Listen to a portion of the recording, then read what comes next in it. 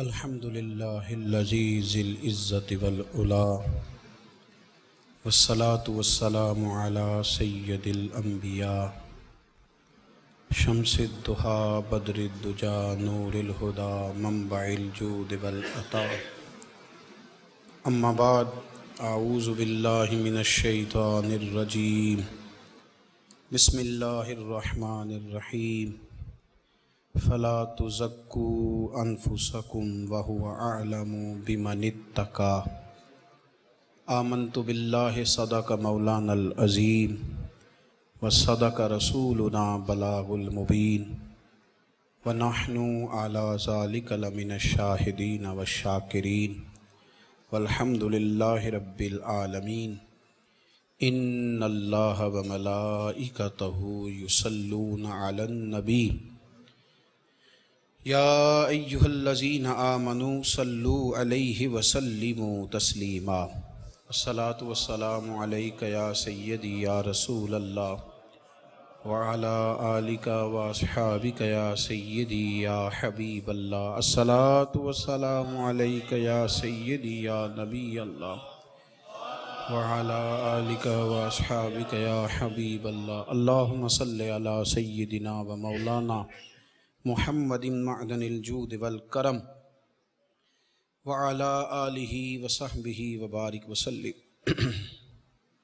حمد و صلاۃ کے بعد ہمارا سلسلہ گفتگو راہ عمل کے نام سے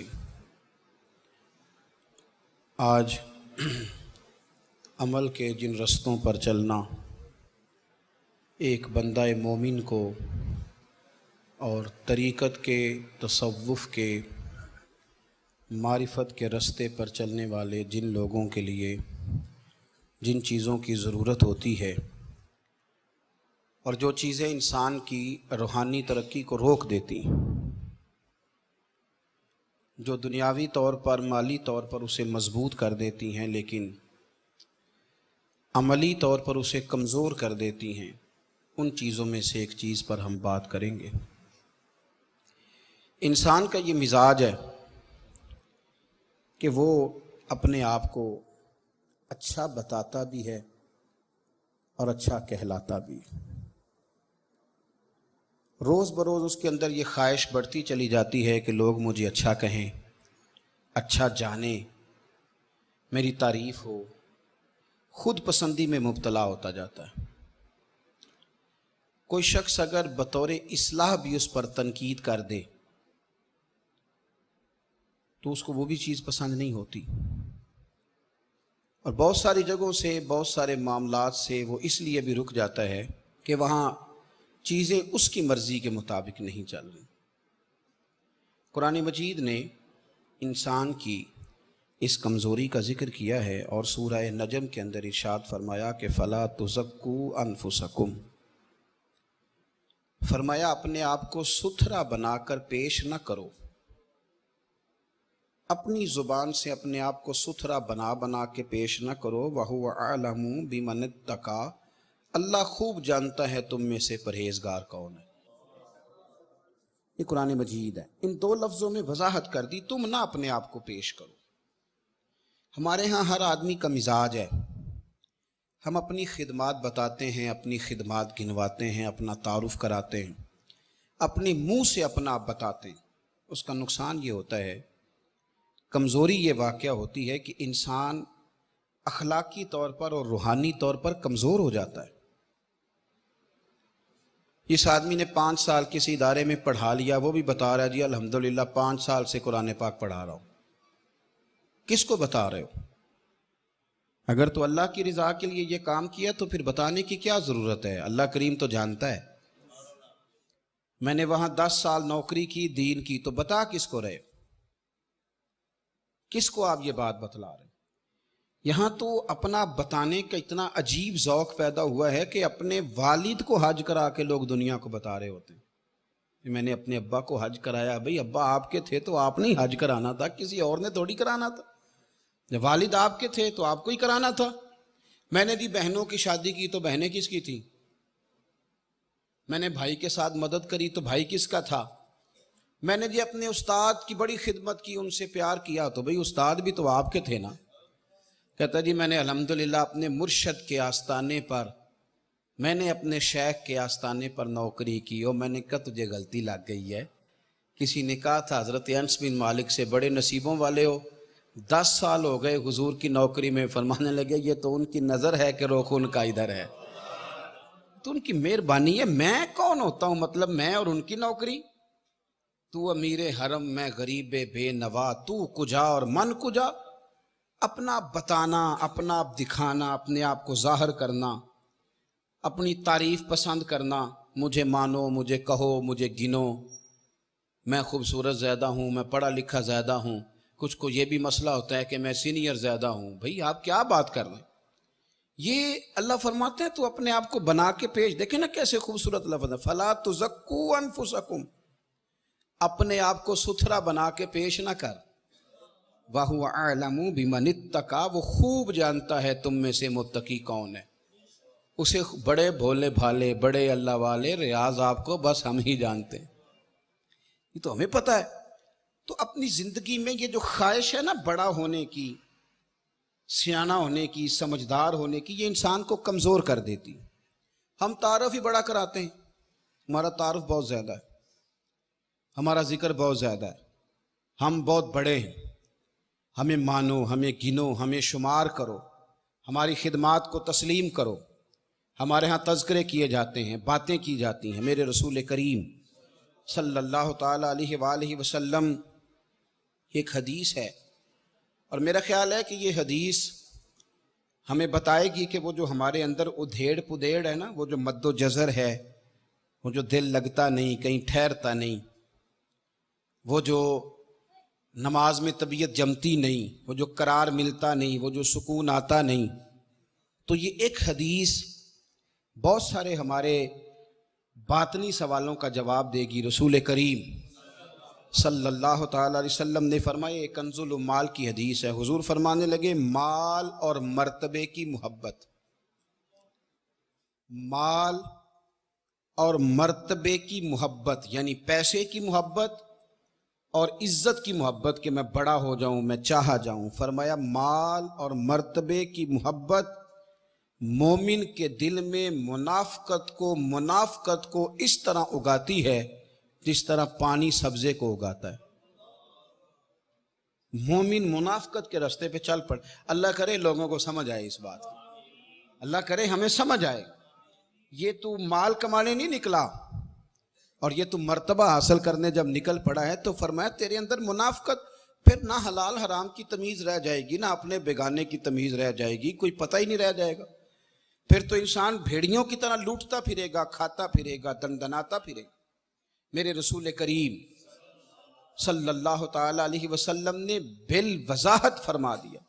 حضور فرمانے لگے یاد رکھو، اس محبت کو پنپنے نہ دینا، اس کے اندر زیادہ قوت نہ آنے دینا کہ تمہارے لیے مشکلات پیدا ہو جائیں، اس کو اتنا زیادہ بڑھوتری نہ دینے لا کہ پھر تمہارے لیے واپس لوٹنا مشکل ہو جائے۔ حبیب دو عالم، نبی اکرم، رسول رحمت صلی اللہ تعالیٰ علیہ وآلہ وسلم نے فرمایا یہ مرتبے کی محبت، یہ چاہا جانا۔ بہت سارے مذہبی لوگوں میں روحانیت نہیں ہوتی، پگڑی بھی ہوتی ہے، دستار بھی ہوتی ہے، کتابوں کا علم بھی ہوتا ہے، روحانیت کا دور دور تک پتہ کیوں نہیں ہوتا؟ کیوں بھلا؟ اس لیے کہ پگڑی باندھ کے، کتاب یاد کر کے، سارا کچھ سمجھ کے خواہش ہوتی ہے کہ اب مجھے اسٹیج بھی ملے، اب مجھے تھوڑا سا اسٹیج بھی دیا جائے، مجھے عزت بھی دی جائے، چلو میرے آنے پہ 2 نعرے بھی لگا دیے جائیں۔ تو یہ چیز انسان کی طبیعت کے اندر نفاق کو جنم دیتی ہے، یہ کمزوریاں پیدا کرتی ہے۔ میرے رسول کریم صلی اللہ تعالیٰ علیہ وسلم کے صحابہ کی ایک بہت بڑی تعداد ایسی ہے جسے دنیا نہیں جانتی۔ 1,44,000 صحابہ نے حج کیا ہے حضور کے ساتھ۔ کہاں گئے باقی سارے؟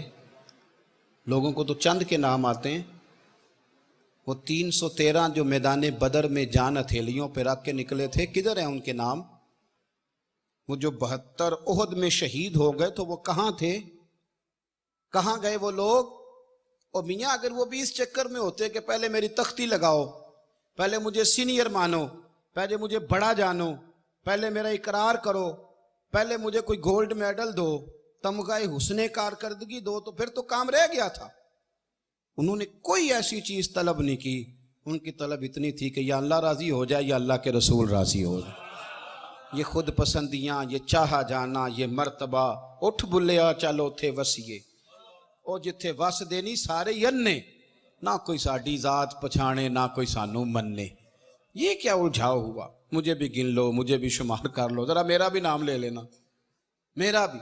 مذہبی محافل میں ہم جاتے ہیں نا تو ایک رکا لکھ کے دیا جاتا ہے، یہ فلاں پیر صاحب کی صدارت ہے، فلاں سیٹھ صاحب کی نگرانی ہے، فلاں چودھری صاحب مہمان خصوصی ہیں۔ میں بھی ایک جگہ گیا تھا تو میرے ہاتھ میں لسٹ تھمائی، میں نے کہا تم نے تو مجھے وہاں کہا تھا کہ نبی پاک کی تعریف کرنی ہے۔ اس وقت تو یہ طے ہوا تھا کہ حضور کی تعریف کرنی ہے، اور یہاں اس کے بھی کرو تو اس کی بھی کرو تو اس کی بھی کرو۔ نہ مہربانی فرمائیں، چکروں سے باہر آئیں، اپنے آپ کو چاہنا، میرا بھی نام، میرا بھی تذکرہ، مجھے بھی پوچھ لو۔ میرے رسول کریم سید عالم صلی اللہ تعالی علیہ وسلم نے فرمایا، دو بھوکے بھیڑیے،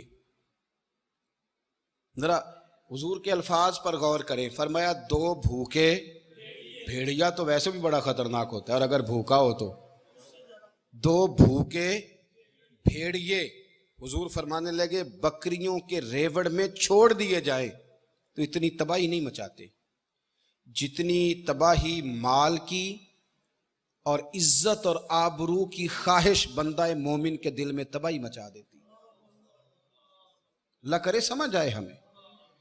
فرمایا بھیڑیے وہ بھی بھوکے اور روکنے والا بھی کوئی نہیں، بکریوں کے ریوڑ میں چھوڑ دو تو اتنی تباہی نہیں کرتے، اتنی تباہی مال کی محبت اور چاہا جانے کی محبت، کہ مجھے بڑا مانو، مجھے چاہو، میری عزت کرو، میرا نام لو، میرا مرتبہ لو، مجھے پوچھو۔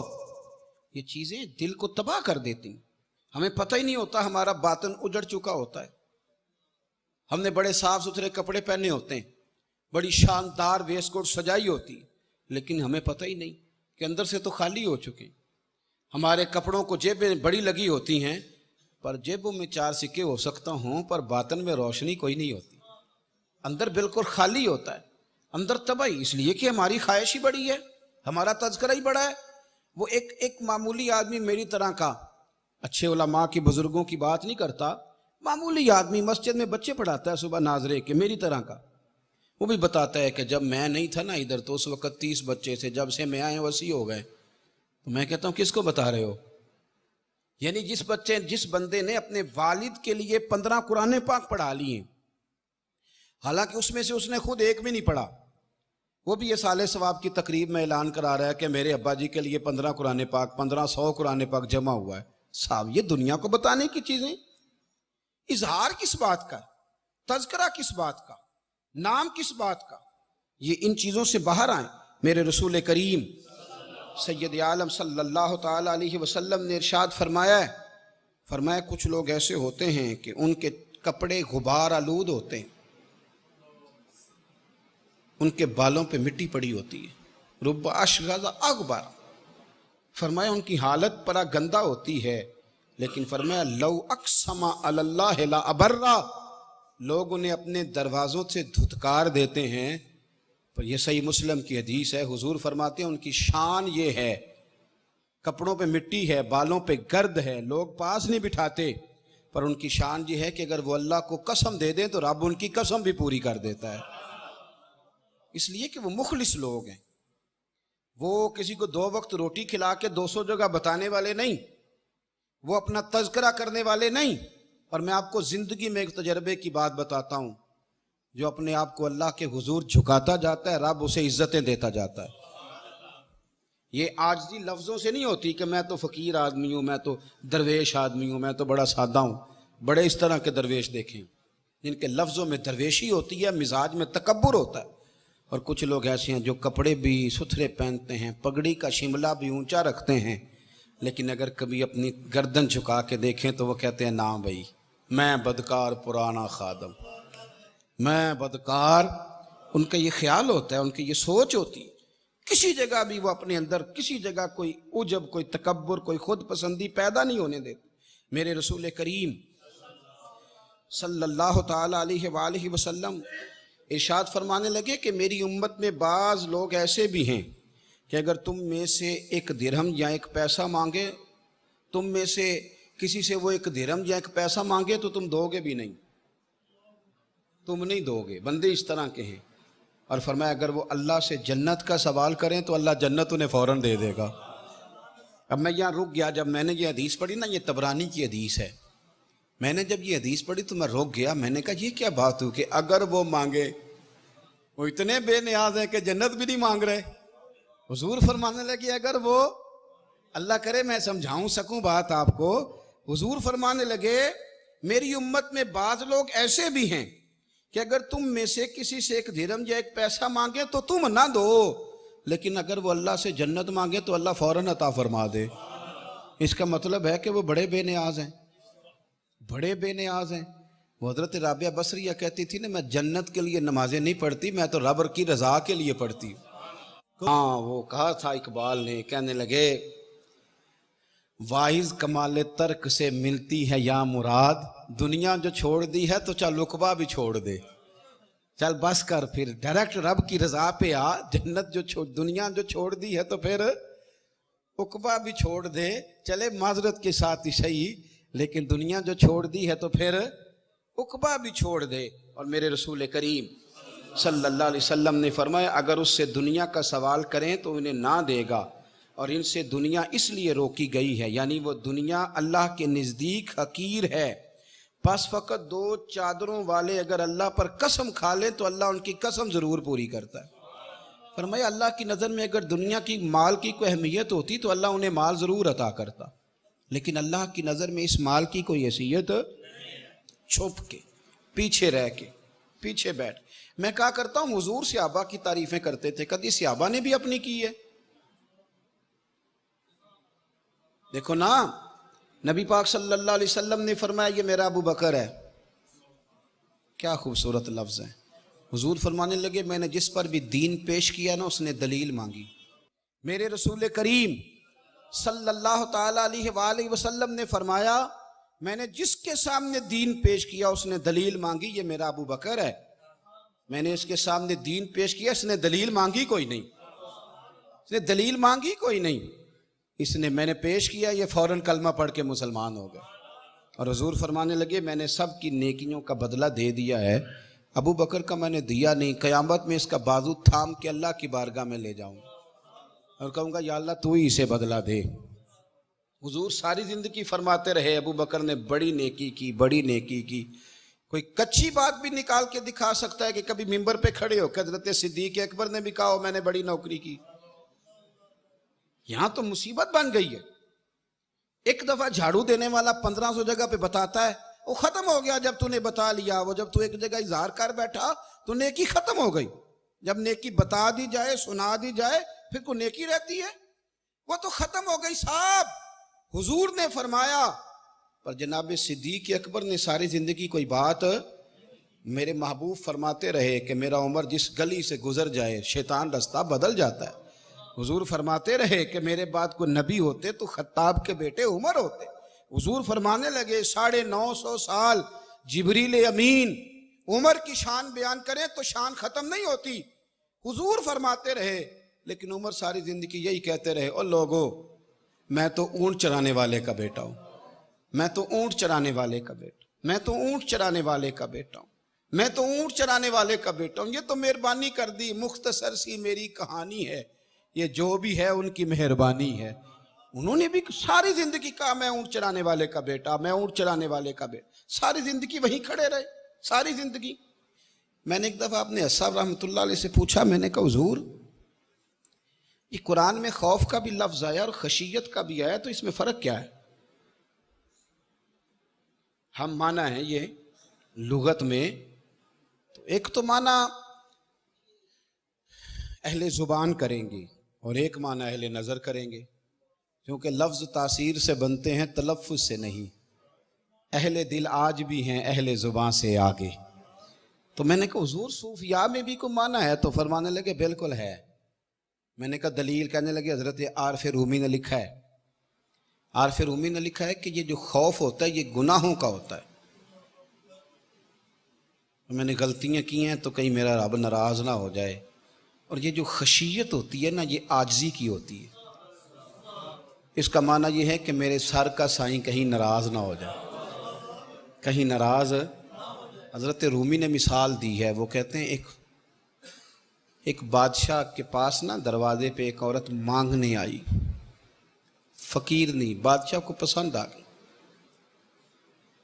اس نے نکاح کر لیا. ابھی سویرے فقیر تھی، شام کو ملکہ بن گئی. 1 منٹ لگا. صبح فقیر تھی، مانگ رہی تھی، ہاتھ پھیلا رہی تھی، شام کو ملکہ بن گئی.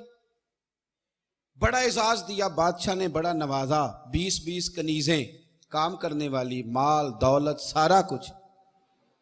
لیکن وہ بی بی روز روتی، کبھی مصلے پہ بیٹھ کے روتی، کبھی قرآن پڑھ کے روتی. صبح سے شام تک 20 دفعہ کنیزیں دیکھتی تو روتی. بادشاہ نے حکم دے رکھا تھا کہ اس کے ابرو کا اشارہ ہو جائے تو جو یہ مانگے اسے دے دیا جائے. لیکن وہ روتی رہتی، وہ روتی رہتی، وہ روتی رہتی. ایک دن جو کنیزوں میں سے ذرا سیانی تھی وہ آ گئی، کہنے لگی بی بی بات سن، ہمیں نہیں سمجھ آتی کہ ہم غریب لوگ ہیں، مجبور ہیں، تنگ دست ہیں، بے اختیار ہیں، تو مالدار بھی ہے اور با اختیار بھی ہے اور موج میں ہے تو روتی کیوں ہے؟ تو وہ کہنے لگی تمہیں پتہ نہیں میں کیوں روتی ہوں. میں جب پلٹ کے اپنا ماضی دیکھتی ہوں نا تو میں سوچتی ہوں کہ میں اس قابل نہیں تھی، اس نے نظر کرم کر دی ہے، تو اب سارا دن روتی رہتی ہوں کہ کہیں میرے سر کا سائیں ناراض نہ ہو جائے. میں اس قابل نہیں تھی، میں اس قابل نہیں تھی. پتہ تے سارا ہے نا سردار نو کیتیاں دا، ایدہ پردہ چپایا ہی تیرا پلا ہو سی، قابل نہیں تھی. اور پھر ان کنیزوں کو کہنے لگی سنگ سہیلیو آؤ بیٹھو، میرے لیے دعا کرو کہ وہ جو میرے پر شفقت کرتا ہے وہ ہمیشہ مجھ سے راضی رہے، وہ کہیں ناراض نہ ہو جائے، وہ کہیں کسی جگہ پریشان نہ، کہیں کوئی ایسا معاملہ نہ بن جائے. اس یارو وہ جو ظرف والے لوگ تھے ان کا تو یہ سٹیٹس تھا کہ وہ روتے تھے، اور یہاں 2 نیکیاں کر کے زمانے کو بتانا، 2 خدمتیں کر کے تعریف مانگنا، اجر کا سوال کرنا. میرے رسول کریم علیہ السلام نے فرمایا صبح قیامت کچھ لوگ اللہ کے حضور حاضر ہوں گے، اے اللہ ہم حاجی تھے، نمازی تھے، سخی تھے، عبادت گزار تھے. تو اللہ فرمائے گا کیا لینے آئے ہو؟ یا اللہ وہ مسجد بنائی، مدرسے میں تعاون کیا، فلاں شیخ کی نوکری کی، فلاں جگہ گئے، جلسہ کرایا، محفل کرائی، سرائے بنایا اور صاف پانی کا کنواں لگوایا، اور جناب ہم نے وہ فلانے کی. تو اللہ فرمائے گا میرے لیے تھوڑی کی تھی، جاؤ جن کو دکھانے کے لیے کی تھی ان سے جا کے اجر مانگو. تمہارا تو خیال تھا واہ واہ ہو جائے، بلے بلے ہو جائے، اور مٹی دیں، مٹی رہنا ہی ایویں کادی بلے بلے، اج مٹی دے اتے بندیا تے کل مٹی دے تھلے. عجیب بات کرتے ہیں صاحب لوگ، اور بتلانا اور دکھانا اور ظاہر کرنا اور پھر اس کا تذکرہ کرنا اور تھوڑی سی خدمت کر کے نا، تھوڑی سی اس کا جناب ذکر کرنا.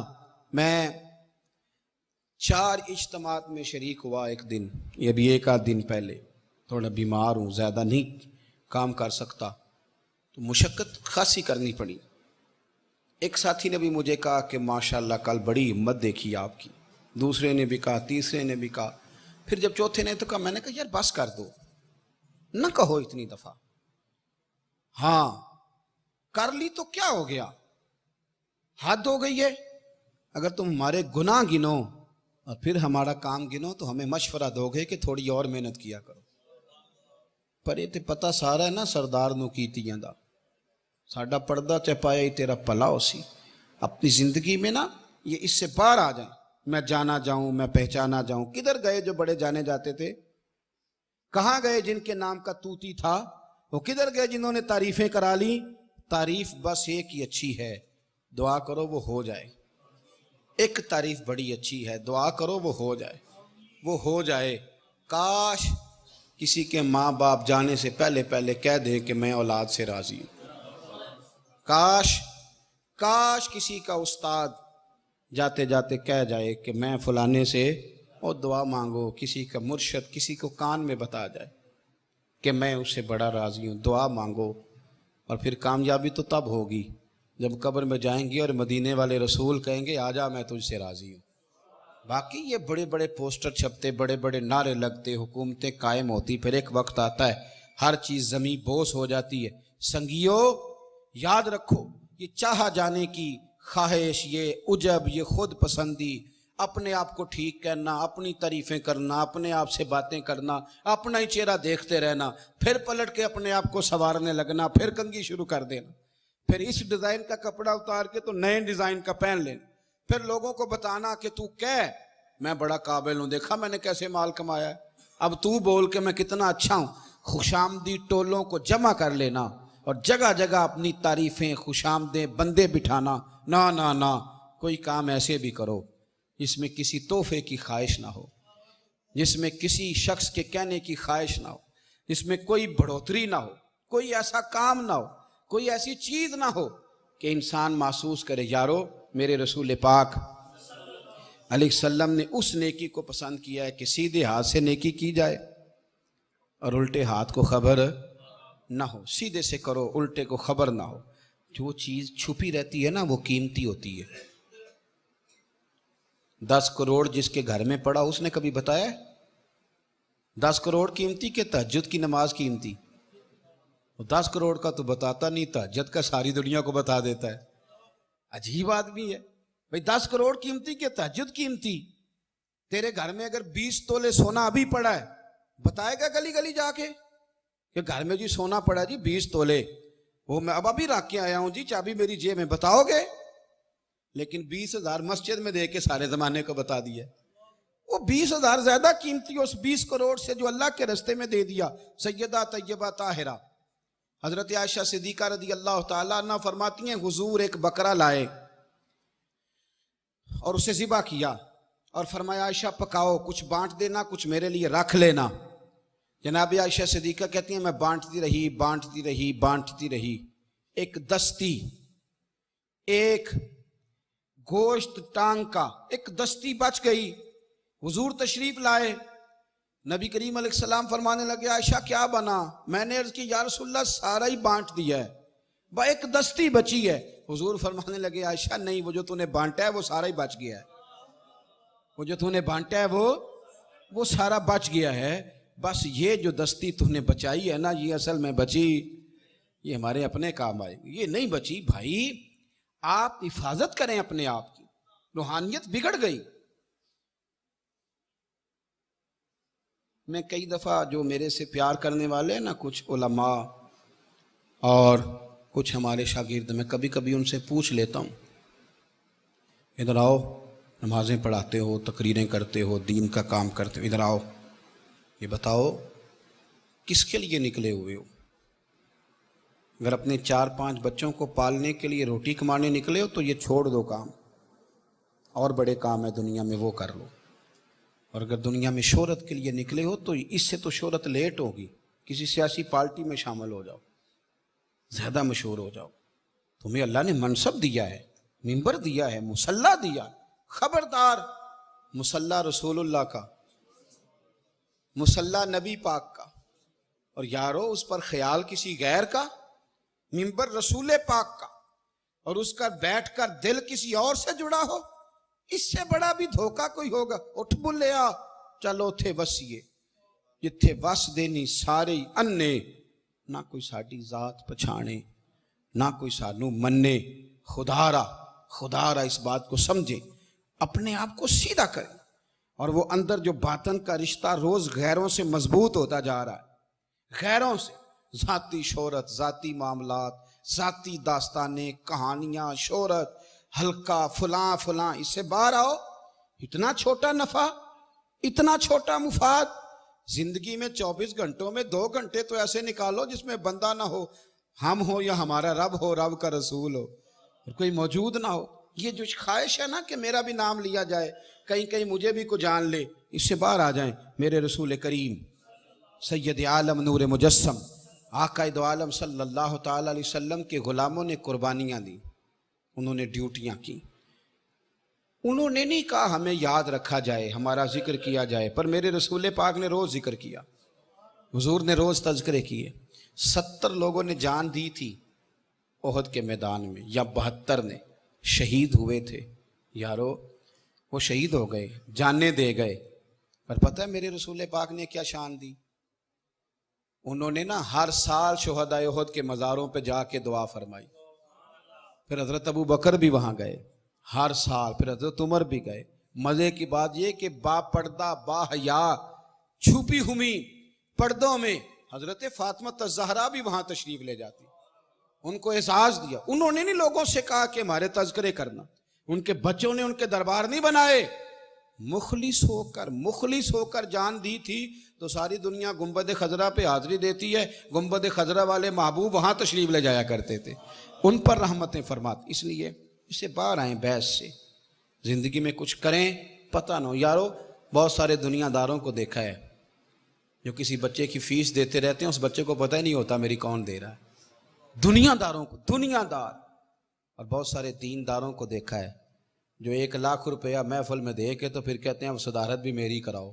یہ دین دار ہے. اور ایک دنیا دار ہے جو اس طرح کر رہا ہے. اس لیے فرق محسوس کریں. فرق صرف حلیے کا نہیں ہوتا، فرق تو تقوی کا ہوتا ہے، پرہیزگاری کا ہوتا ہے. اللہ کرم فرما، رحم فرما، اور اللہ ہمیں صرف زبان کا نہیں، ہمیں روح کا نیک بننے کی توفیق عطا فرما. آخر دعوانا ان الحمدللہ رب العالمین.